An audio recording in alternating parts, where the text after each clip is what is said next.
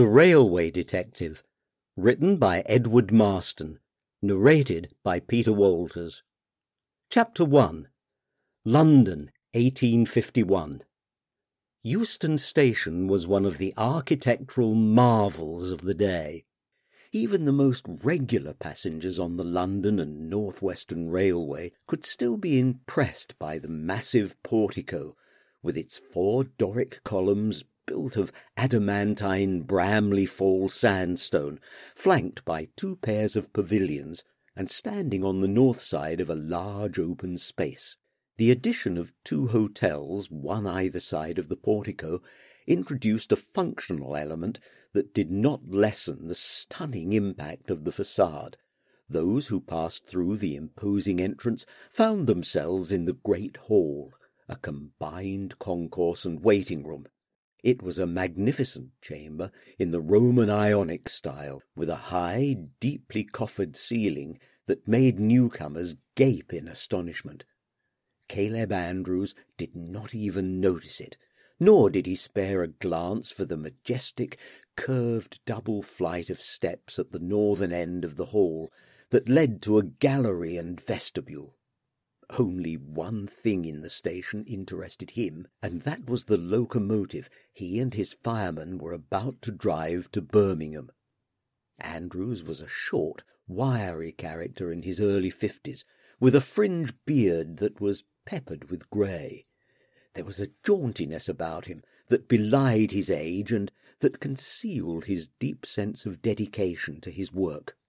Caleb Andrews was a man who thrived on responsibility. "It's a fine day, Frank," he observed. "We should have a clear run." "God willing," said Pike. "God doesn't come into it, man. We're the people in charge. If we do our jobs properly, everything will go well. The important thing is to get there on time. Do that, and we'll earn ourselves another pat on the back." "That would be nice, Caleb." "It would indeed. Extra money would be even nicer." Andrews gave a hollow laugh. "From this company?" Frank Pike nodded resignedly. Now in his 30s, the big shambling man from the West Country knew that they would only get their stipulated wage.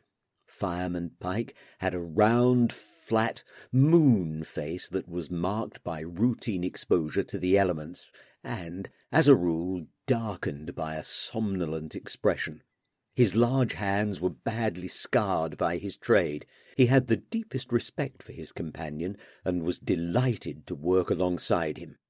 Technically, a conductor was in charge of a train, but not when Caleb Andrews was there. The driver always asserted his authority, and his colleagues knew better than to arouse his combative streak. The 2 men were on the footplate, checking that everything was in readiness. Pike had got up a good head of steam, and his fire shovel was at hand to add more fuel from the tender when necessary. The engine was throbbing with suppressed power. Andrews studied his instruments with a mixture of pride and affection. A locomotive was much more than an inanimate piece of machinery to him. She was a trusted friend, a living creature with moods, likes and dislikes, a complex lump of metal with her own idiosyncrasies, a sublime being blessed with awesome might, who had to be treated correctly in order to get the best out of her. "Mr. Allen knows how to design an engine," he said appreciatively. "She's one of the best," agreed Pike. "Mind you, there's still room for improvement. They ought to let me spend a week or 2 at Crewe. I could point out a number of things that would make her run better, yet use less oil." "You always were a man of opinions, Caleb." "They're not opinions, they're plain common sense. The people who can give the best advice about how to build a locomotive are the men who drive her. I got no complaints." "That's because you're too easily satisfied, Frank. I do what I'm paid to do, that's all." There was an air of fatalism about Pike. Though Andrews was very fond of him, he had long ago accepted that his fireman lacked any real urgency or ambition.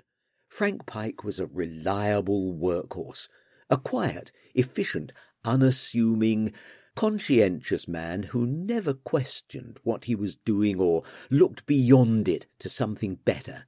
Andrews, by contrast, had enough aspiration for the two of them. He was bubbling with energy.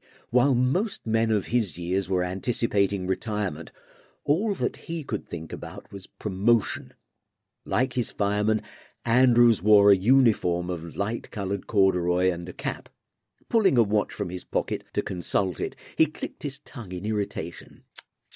"What's keeping 'em?" he said. "There's minutes to go yet, Caleb. I like to leave on time." "We will," said Pike, turning round to look back down the train. "I think they're loading the last bucks now." Andrews put his watch away and gazed back down the platform. It was a short train comprising an empty first-class carriage, a bright red mail coach, a luggage van and a guard's van. The locomotive and tender bore the distinctive livery of the northern division of the company. The engine was painted green, with main frames a paler shade of the same hue. Smokebox and chimney were black. The dome was green, as was the base of the safety valve, though the casing of the latter was polished brass. Handrails were covered polished brass, and splashers were brass-headed. Wheels were black. The front cylinder caps were made of iron, polished to a sheen. Before she set out, she was positively gleaming. Come on," said Andrews, tapping his foot. Pike gave a tolerant smile. "You're too impatient. I want to be on my way, Frank." "So do I," admitted the other. "I always feel a bit nervous when we've so much money aboard. It must worry you as well." "Not in the least." "But we must be carrying a small fortune." "I don't care if we've got the crown jewels tucked away in the luggage van," boasted Andrews, sticking out his chest. "Makes no difference at all to me. Besides, we have plenty of guards on board to watch over the mail and the money." "Nah," he went on, "the only thing that unsettles me is timekeeping. I've a reputation to maintain." He heard a shrill blast on a whistle. "At last," he said with relief. "Stand by, Frank." "I'm ready." "Then let's take her to Birmingham." With a venomous hiss of steam and a loud clanking of wheels, the engine moved slowly forward as she pulled her carriages on the first stage of their fateful journey. By the time they hit open country, they had built up a steady speed. Caleb Andrews was at the controls, and Frank Pike shovelled more coal into the firebox at regular intervals. The train surged on, rattling noisily and leaving clouds of dark smoke in its wake. Its iron wheels clicked rhythmically on the track. Having driven over the route many times, the two men were familiar with every bridge, viaduct, tunnel, change of gradient and curve in the line. They were also known to many of the people who manned the various stations, and they collected endless waves and greetings as they steamed past. Andrews acknowledged them all with a cheerful grin. Pike lifted his shovel in response. It was a glorious April afternoon, and the men enjoyed the warm sunshine. After the harsh winter they had endured, it was a pleasant change. Their work took them out in all weathers, and they had little protection against wind, rain, snow, sleet, or insidious fog. Driver and fireman had often arrived at their destination soaked to the skin or chafed by an icy blast. Even the heat from the firebox could not keep out all of the cold. Today, however, it was different. It was a perfect day. Lush green fields surrounded them, and trees were in first leaf. The train was running smoothly over the flanged rails. 40 miles passed uneventfully. It was only when they had raced through Leighton Buzzard Junction that they had their first hint of trouble. One of the railway policemen who acted as signalman stood beside the line and waved his red flag to stop the train. Andrews reacted immediately. Without shutting off steam, he put the engine into reverse so that her speed was gradually reduced. Only when she had slowed right down was the tender handbrake applied, along with the brake in the guard's van. Since she had been moving fast, it had taken almost half a mile to bring her to a halt. Driver Andrews opened the cylinder cocks with the regulator open, so that steam continued to flow without working on the pistons. The water level in the boiler was maintained. Andrews leant out to look at the bulky figure of another railway policeman, who was striding towards them in the official uniform of dark, high-necked frock coat, pale trousers and stovepipe hat. He too had been signalling with his red flag for the train to stop. Andrews was annoyed by the delay. "You'd better have good cause to hold us up," he warned. "We do," said the policeman. "Well?" "There's a problem with the Linslade Tunnel." "What sort of problem?" "You're not going through it, Mr. Andrews."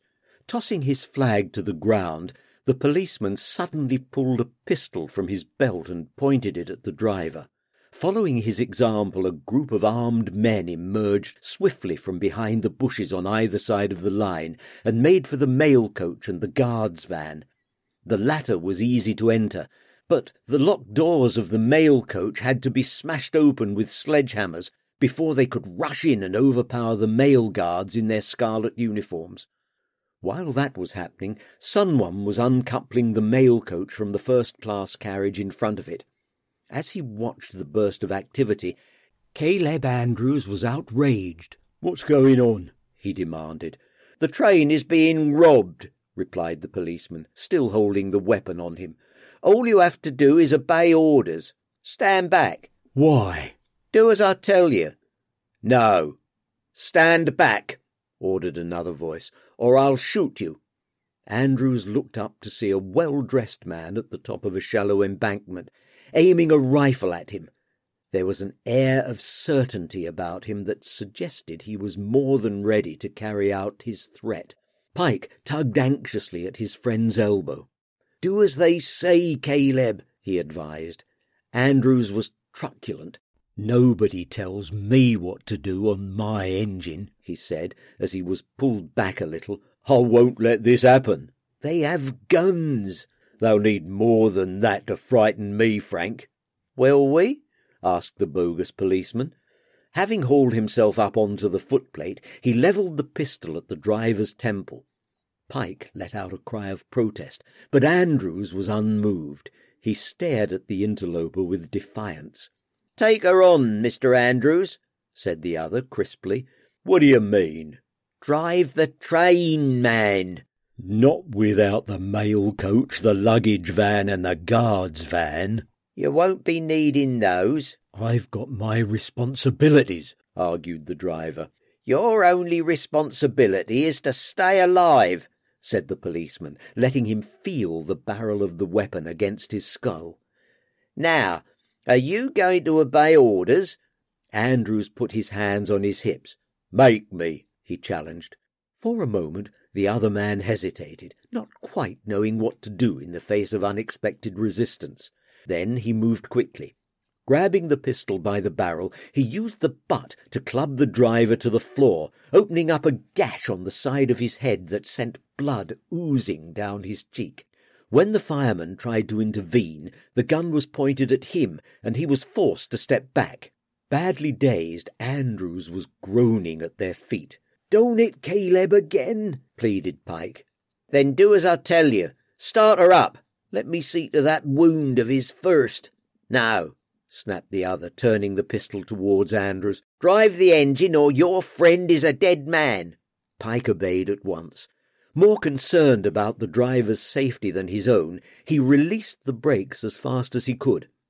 Andrews, meanwhile, had recovered enough to realize what had happened to him. With a surge of rage, he threw his arms round the ankle of the man who was trying to take over his beloved locomotive. His recklessness was short-lived. It not only earned him 2 more vicious blows to the head, he was dragged to the edge of the footplate and tossed to the ground. Horrified at the treatment of his friend, Pike could do nothing to help him. With a loaded pistol at his back, he set the train in motion and prayed that Caleb Andrews had not been too badly injured in the fall. The locomotive, tender and first-class carriage trundled forward, leaving the mail coach, luggage van and guards van behind.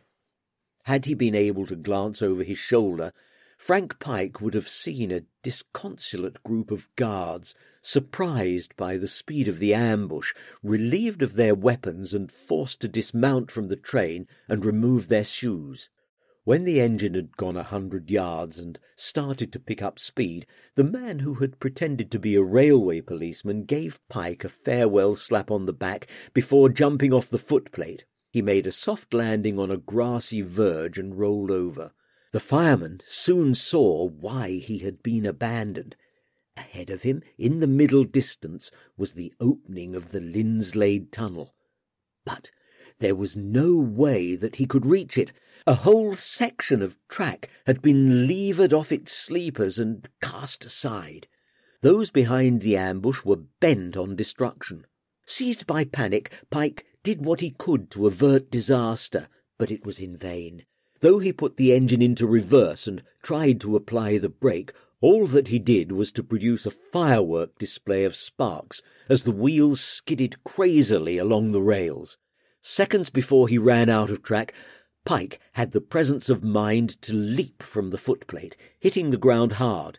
He rolled over then, watched in alarm as the locomotive veered over sharply, like a giant animal shot for sport. The noise was deafening.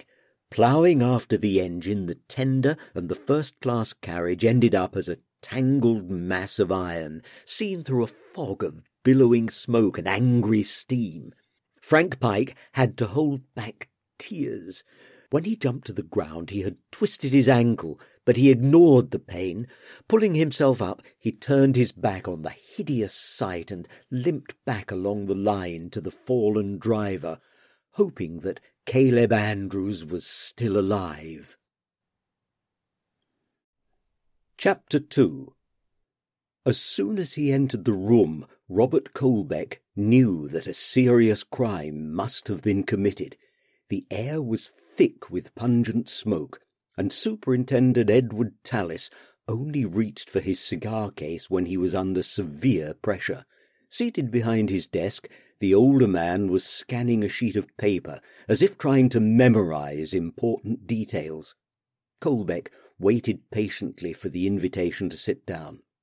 Tall, slim, and well-favoured, he was impeccably dressed with a dark brown frock coat, with rounded edges and a high neck, well-cut fawn trousers, and an ascot cravat. Catching the light that streamed in through the window, his black leather shoes were shining brightly. In the prosaic world of law enforcement, Inspector Robert Colbeck stood out as the unrivalled dandy of Scotland Yard. Tallis tossed him a cursory glance, then waved a podgy hand. "Take a seat," he barked. "We have much to discuss." "So I understood from the urgency of your summons," said Colbeck, lowering himself onto a chair. "I came as soon as I could, sir." "And not before time. We have a robbery on our hands." "What kind of robbery, Superintendent?" "The worst kind," said Tallis, putting the sheet of paper aside. "A mail train was ambushed on its way to Birmingham. It was carrying a large consignment of gold sovereigns for delivery to a bank in the city. The thieves got away with every penny." "Was anyone hurt in the process?" asked Colbeck with concern. "Only the driver, it seems. He was foolish enough to offer resistance and suffered for his bravery. The fellow is in a sorry state." "Poor man." "Save your sympathy for me, Inspector," said Tallis ruefully. "All hell broke loose when word of the crime reached London. I've been hounded by the commissioners, harried by the railway company, hunted by the post office, and badgered by the Royal Mint." Colbeck smiled. "I thought I caught a whiff of cigar smoke." "Anybody would think that I was the culprit." "Only a bold man would ever accuse you of breaking the law, sir." Tallis bristled. "Are you being facetious, Inspector?" "Of course not." "I'll brook no disrespect." "I appreciate that, sir." Tallis glared at him. The superintendent was a stout, red-faced, robust man in his 50s, with a military background that had deprived him of his sense of humour, and given him, in return, a habit of command, a conviction that he always made the right decisions, and a small scar on his right cheek. Tallis had a shock of grey hair and a neat moustache that he was inclined to caress in quieter moments. A lifelong bachelor, he had no family commitments to deflect him from his work in the detective department of the Metropolitan Police Force. "There is no time for drollery," he warned. "I was merely making an observation, Superintendent." "Keep such observations to yourself in future." Colbeck bit back a reply.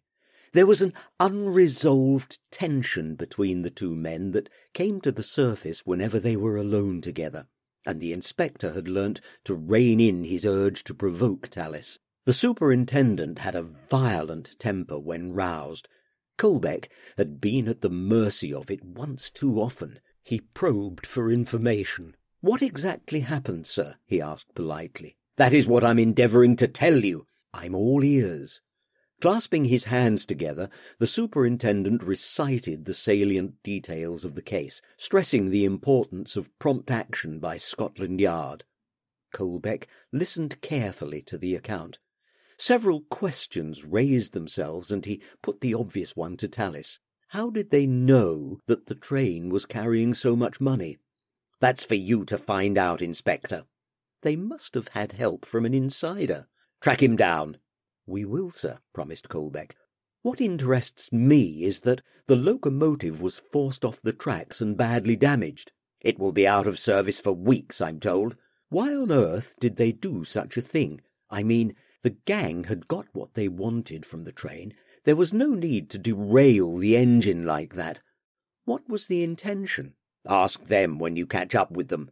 "The other thing that worries me," said Colbeck reflectively, "is the ease with which the security arrangements were breached.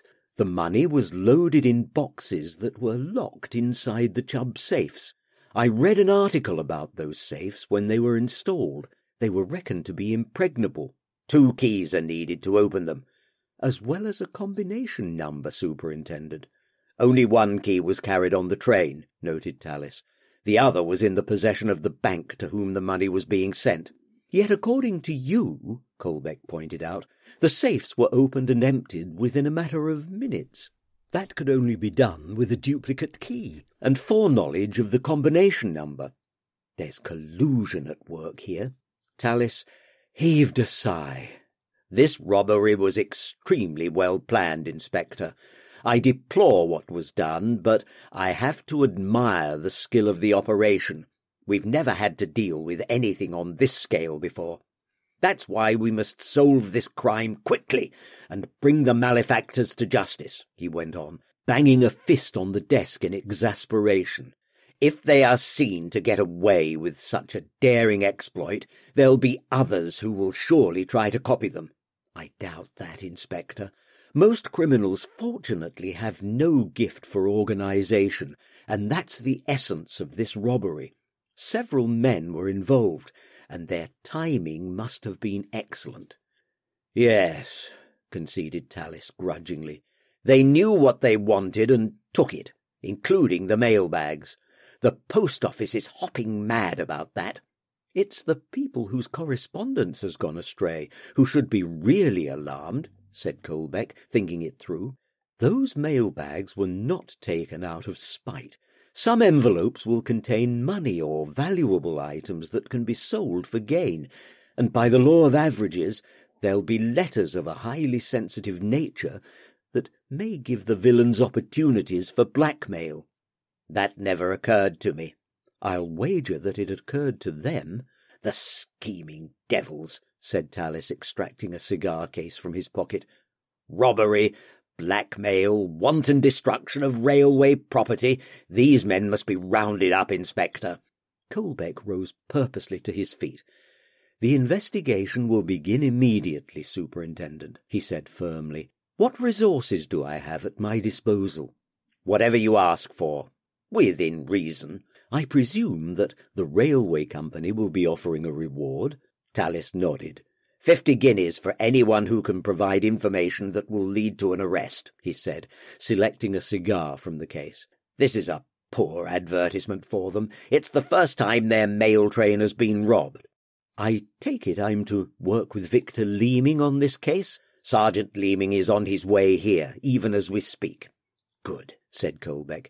When he arrives, we'll take a cab to Euston Station and catch the next available train to the scene of the crime. I want to see exactly where and how it all happened. You'll need this, Inspector.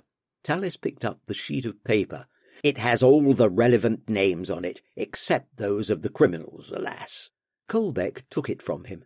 Thank you, Superintendent. His eye ran down the list. The driver is the crucial person. This Caleb Andrews. I hope to speak to him in due course. Tallis lit his cigar. You may need to have a clairvoyant with you.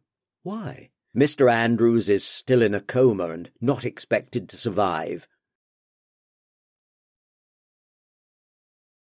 The table in the station-master's office at Leighton Buzzard was not the most comfortable bed, but the patient was quite unaware of that. Lying on the bare wood with a blanket draped over him, Caleb Andrews seemed to have shrunk. His head was heavily bandaged, his face pallid, his breathing laboured.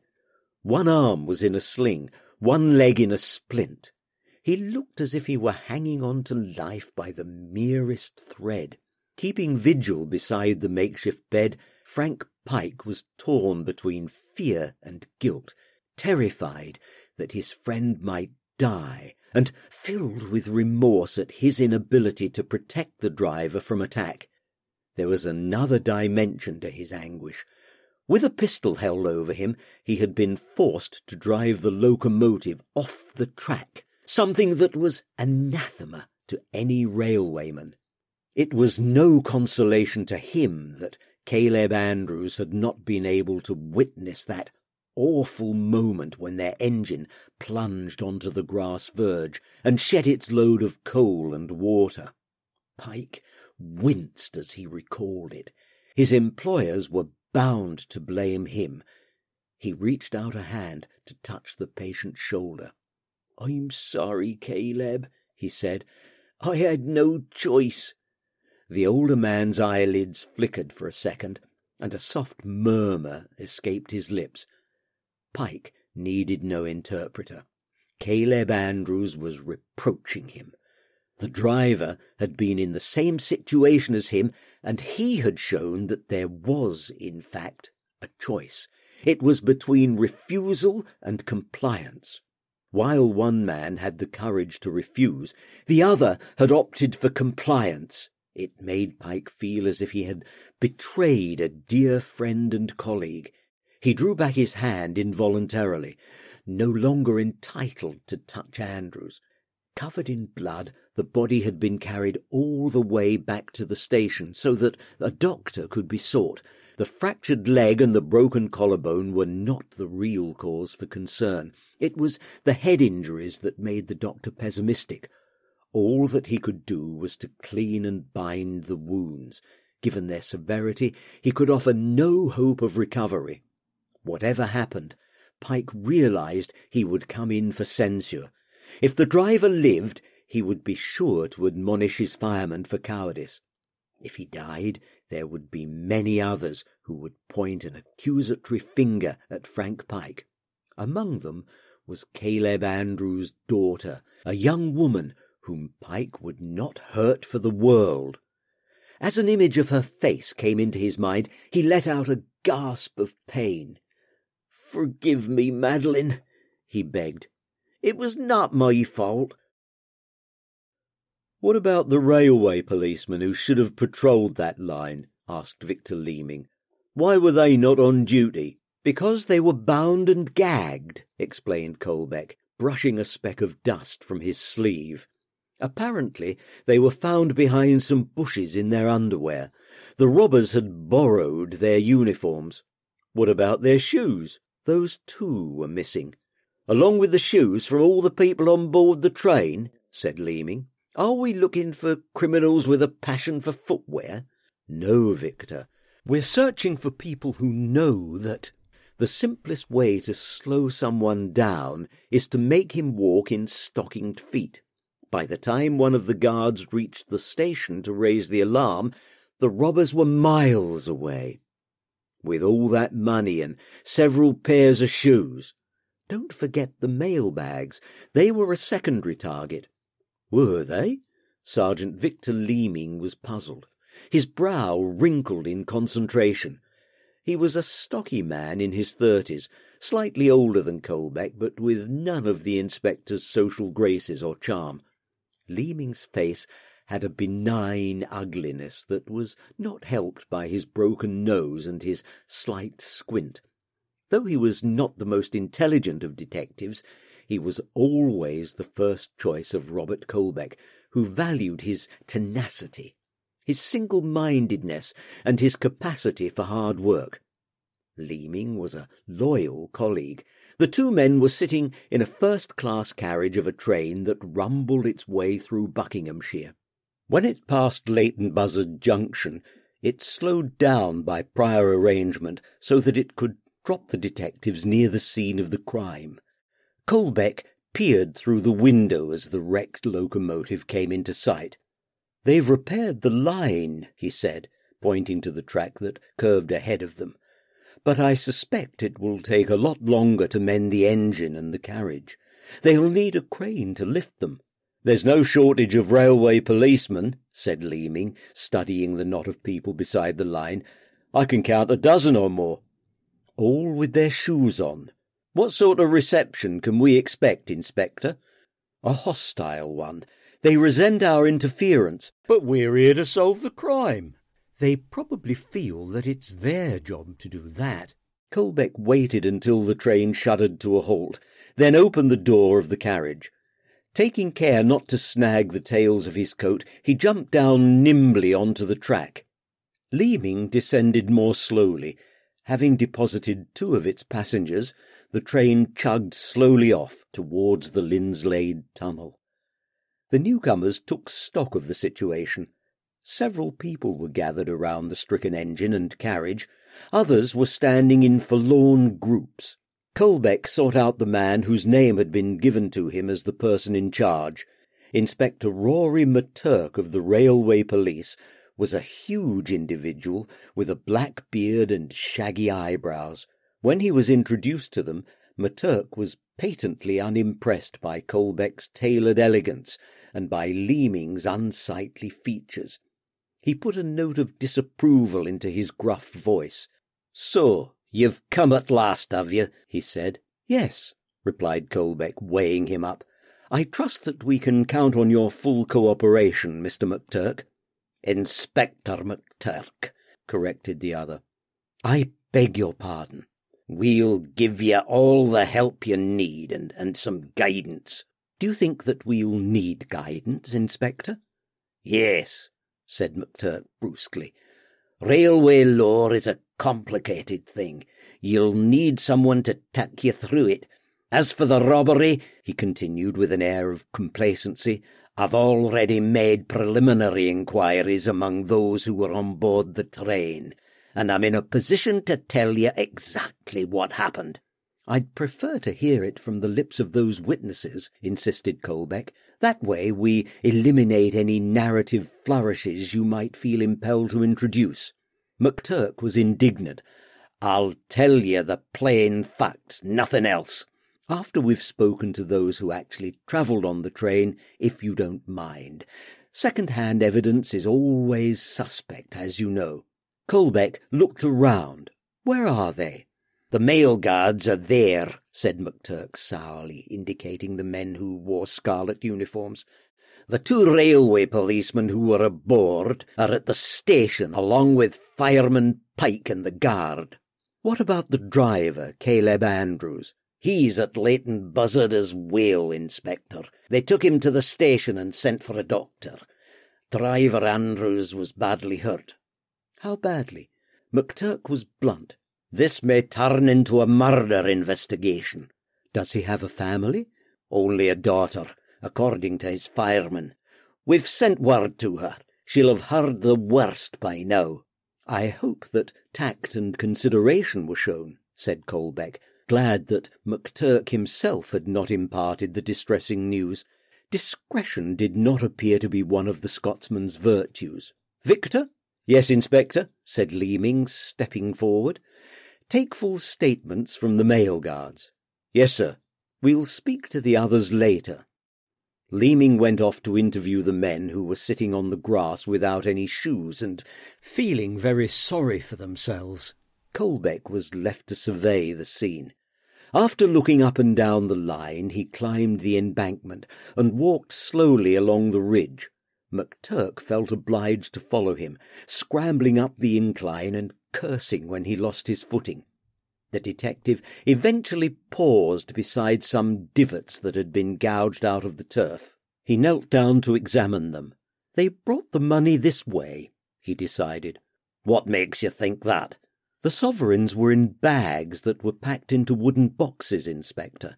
They were very heavy. It would have taken 2 men to carry each box, and that meant that they had to dig their feet in as they climbed the embankment."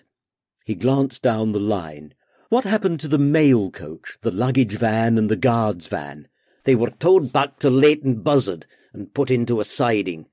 "They should have been left here," said Colbeck sharply, "where the robbery actually took place. It would have made it easier for me to reconstruct events." "Railways run on timetables, Inspector Colbeck," the Scotsman told him. "As long as that rolling stock remained on the line, no down trains could get beyond this point." He curled a derisive lip. "Do you know what a down train is?" "Of course, Inspector McTurk. I travel by rail frequently." He looked back in the direction of Leighton Buzzard. "We'll need to examine them. They may yield valuable clues." "We've already searched the mail coach and the luggage van." "That's what troubles me," said Colbeck, meeting his gaze. "If you and your men have trampled all over them, evidence may unwittingly have been destroyed. Please ensure that nobody else has access to that rolling stock until we've had the chance to inspect it." McTurk glowered at him. "It's not a request," warned Colbeck. "It's an order." McTurk turned away and waved an arm at the cluster of railway policemen gathered below. One of them scampered up the embankment to be given a curt order by his superior. The man then went back down the incline and trotted in the direction of the station. Having asserted his authority, Colbeck gave his companion a disarming smile. "Thank you, Inspector," he said suavely. "Your willing cooperation makes my job so much easier." McTurk remained silent, but his eyes smouldered. He was much more accustomed to giving orders rather than receiving them. Colbeck swung on his heel and followed the marks in the grass. McTurk went after him. After picking their way through the undergrowth, they came to a narrow track that twisted its way off through a stand of trees. Colbeck noticed the fresh manure. "This is where they left their horses," he said, "and the boxes must have been loaded onto a carriage. They chose their spot with care. It's hidden by the trees and only a short distance from the railway." "Wait till I get my hands on the rogues." "They'll face due process in a court of law, Inspector." "I want a word with them first," growled McTurk, grinding his teeth. "They stripped 2 of my men and trussed them up like turkeys." "With respect," said Colbeck reprovingly, "there are more serious issues here than the humiliation of 2 railway policemen. We are dealing with an armed robbery, during which the driver of the train was so badly injured that he may not survive." "I've not forgotten that, and I want revenge." "Don't take it personally, Inspector McTurk. That will only cloud your judgment. Our job is to apprehend those responsible for this crime and, if possible, to reclaim the stolen money and mail bags. Revenge has no place in that scheme of things." "It does for me," affirmed McTurk. "Look what they did," he added, jabbing a finger at the wreckage below. "They destroyed railway property. That's the worst crime of all to me." "Caleb Andrews is railway property," Colbeck reminded him. "His life is in the balance. When they're hauled off to Crewe, the locomotive and the carriage can be repaired, but I don't think that your engineering works runs to spare parts for injured drivers." He raised his eyes to a sky that was slowly darkening. "I need to make best use of the light I still have," he announced. "Excuse me, Inspector. I want to take a look at the rolling stock that was foolishly moved from the scene of the crime." "We only follow instructions," complained McTurk. "Do you always do as you're told?" "Yes, Inspector." "Then here's another instruction for you," said Colbeck pointedly. "Keep out of my way. The last thing I want at this moment is some over-obedient railway policeman getting under my feet. Is that understood?" "You need my help." "Then I'll call upon it as and when necessary." "You won't get far without me," cautioned McTurk. "I fancy that I will," said Colbeck, easing him gently aside. "You cast a long shadow, Inspector, and I want all the light that I can get." On the walk back to the station, Sergeant Leeming gave his superior an edited version of the statements he had taken from the mail guards. Not wishing to be left out, Inspector McTurk trailed in their wake. Colbeck was sceptical about what he heard. "Something is missing, Victor," he concluded. "Is it? Every man tells the same tale using almost identical language. That means they've had time to rehearse their story in order to cover their blushes." "What blushes?" "They were at fault. They were on duty in a locked carriage, yet they were caught napping by the ambush. How? Their assailants were quick, but they still had to smash their way into the mail coach." "It was all over in a matter of seconds," said Leeming. "At least, that's what they told me." "Did they tell you why nobody fired a shot in anger?" "No, Inspector." "Then that's what we need to establish," said Colbeck. "The train was stopped over a mile from the station, but a gunshot would have been heard from here. It's the reason that the robbers took care not to fire themselves. They didn't wish to give themselves away." "I never thought of that." "They did, and the mail guards should have done so as well. The very least they should have managed was a warning shot. Help would have come from the station." "Now that you mention it," recalled Leeming, scratching his chin, "they did seem a little embarrassed when I questioned them. I put it down to the fact that they had no shoes on." "They're hiding something, Victor. Do you think they might be in league with the robbers?" "No," said Colbeck. "If that had been the case, they'd have fled when the crime was committed. My guess is that they helped the robbers in another way, by being lax in their duties." Light was starting to fade noticeably, so the inspector lengthened his stride. Leeming increased his own speed, but Inspector McTurk was panting audibly as he tried to keep pace with them. When they reached Leighton Buzzard Station, they saw that there was a sizable crowd on the platform. Colbeck ignored them and led the way to the rolling stock that was standing in a siding. The railway policeman who had been dispatched by McTurk was standing officiously beside the guard's van. Handing his top hat to Leeming, Colbeck first clambered up into the luggage van to examine the huge safe in which the money had been locked. Designed and built at the factory of one of England's most reputable locksmiths, John Chubb, the safe was made of inch-thick steel plate. It was 3 feet high, wide and deep, with a door formed by the hinge lid that swung back on a guard chain. On the front wall of the safe were keyholes to twin locks, whose interior mechanism was almost 6 inches deep. Colbeck admired the quality of the construction. The positioning of the locks and the need for a combination number confronted any burglar with almost insurmountable problems.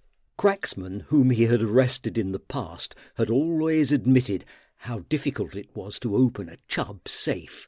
Yet, in this case, the doors of the safe were gaping. Colbeck made a quick search of the van, but found nothing that could be construed as a clue. He left the van, dropped to the ground and moved across to inspect the broken handles on the doors of the mail coach. One blow from a sledgehammer was all that had been required. Opening a door, Colbeck hauled himself up into the coach. "You're wasting your time," called McTurk. "Am I?" he replied. "I searched it thoroughly myself." "I'm sure that I'll see your footprints, Inspector." "You'll find nothing, I can tell you that." Colbeck beamed at him. "Thank you for your encouragement," he said. "It's heartening to know we have your sage counsel to call upon." McTurk replied with a snort, but Colbeck did not even hear it. He had already stepped into the coach to begin his search. Instead of being divided into separate compartments, the carriage consisted of one long space that had been adapted to enable mail to be sorted in transit. A table ran the length of one wall, and above that was a series of wooden pigeonholes into which letters and parcels could be slotted. There were no signs of a struggle. Robert Colbeck was meticulous. Beginning at one end of the coach, he made his way slowly forward and combed every inch. The search was painstaking, and it produced no evidence at first, but he pressed on nevertheless, bending low to peer into every corner. It was when he was almost finished that he saw something that appeared to have fallen down behind the table. It was a small white object, resting against the side of the coach. Colbeck had to get on his knees and stretch an arm to its fullest extent to retrieve the object. When he saw what it was, he gave a smile of satisfaction and went across to the door.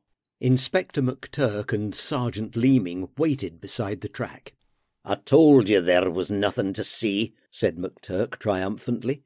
"But there was," Colbeck told him. "You missed something." "What?" "This, Inspector." He held up the card that he had found. "Now we know why the mail guards were taken unawares, Victor," he went on. "They were too busy playing cards to do their job properly." "No wonder they kept their mouths shut," said Leeming. "My guess is that the policemen were in there with them, instead of staying at their post in the luggage van. They preferred to pass the time with a game of cards." Colbeck leapt down to stand beside McTurk. "I fear that some of your men are unable to follow your excellent example, Inspector," he declared. "Unlike you, they do not know how to obey instructions." Chapter 3. It took some time to persuade Frank Pike to abandon his bedside vigil. Consumed with grief, he seemed to feel that it was his bounden duty to remain beside the injured driver, as if his physical presence in the station-master's office were the only hope of ensuring recovery. Having instructed his sergeant to take statements from the other people involved, Robert Colbeck turned his attention to Pike, and, with a mixture of patience, sympathy, and cool reason, eventually coaxed him into another room where they could talk alone. "What about Caleb?" asked Pike nervously. "Mr. Hayton, the station-master, will sit with him," explained Colbeck, putting his hat on the table. "If there's any change in his condition, we'll be called immediately." "I should have done more to help him, sir." "Let me be the judge of that, Mr. Pike." "When that man hit Caleb, I just went numb. I couldn't move." "It's been a very distressing experience for you," said Colbeck, taking the chair behind the table. "I dare say that you're still suffering from the shock of it all. Why don't you sit down and rest?" "I feel that I should be in there with Caleb." "Think of the man who attacked him. Do you want him caught?" "Yes, Inspector," said Pike with sudden urgency. "I do." "Then you'll have to help us. Every detail you can provide may be of value." He indicated the bench, and the fireman slowly lowered himself onto it. "That's better," he said, producing a pencil and pad from his inside pocket. "Now, In your own time, tell me what happened from the moment that the train was flagged down." Pike licked his lips with apprehension.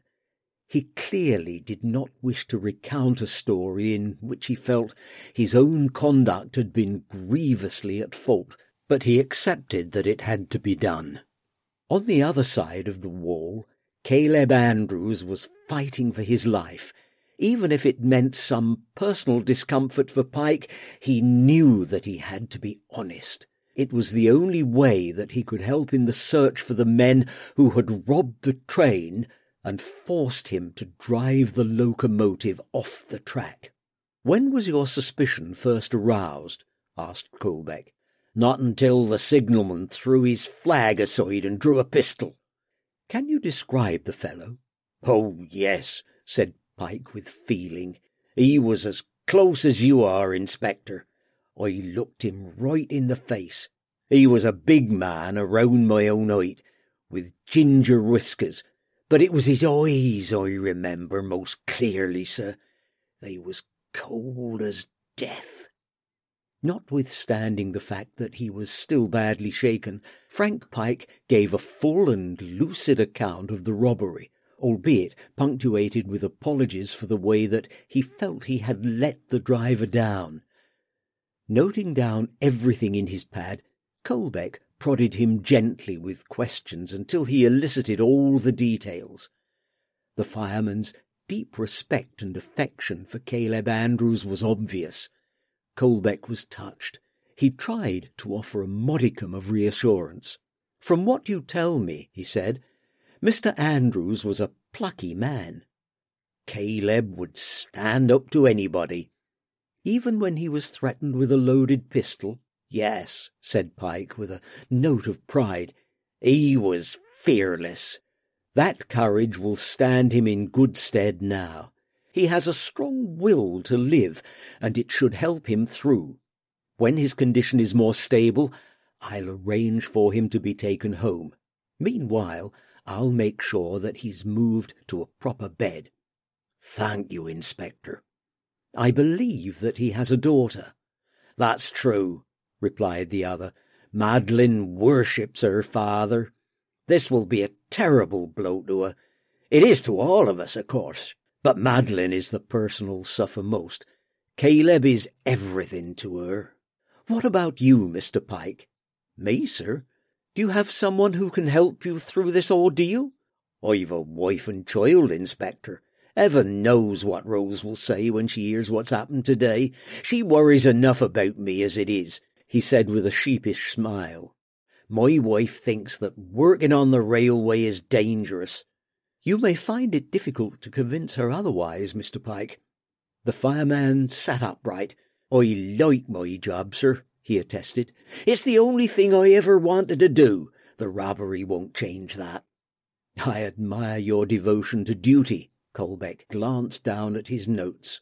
"Let me just read through your statement, if I may, in case there's anything you wish to change or add." "There won't be, Inspector." "You never know. Please bear with me." Referring to his notes, Colbeck repeated the story that he had been told. Pike was astounded by the accuracy with which his words had been recorded, and, in hearing them again, his memory was jogged. "There's one more thing," he said. "Go on." "It may not be important, but it struck me as odd at the time." "Odd?" "Yes, Inspector.